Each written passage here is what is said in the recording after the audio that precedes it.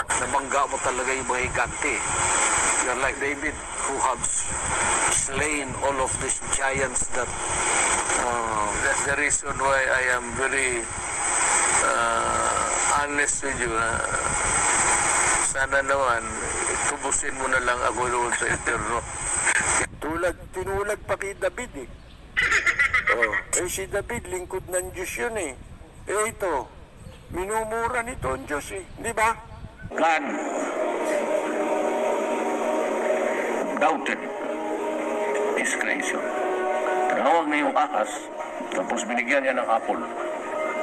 Kinain ni Eve. Tapos si Eve, ginising si Adam, kumain ka rin. So kinain ni Adam.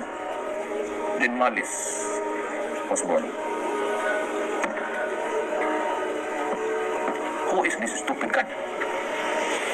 Stupid talaga itong putang akurat. Tsak-tsak mo lang ng nanay pati tatay mo, di mo nakakasali. Tapos ngayon, may original sin ka. Kung ng klase.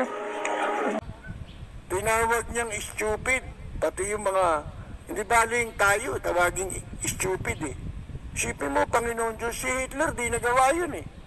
Yung pinakamasamang tao na nakita ninyo sa gobyerno, walang nakagawa nun. Yung ginawa niya, pagmumura. Mga kaibigan.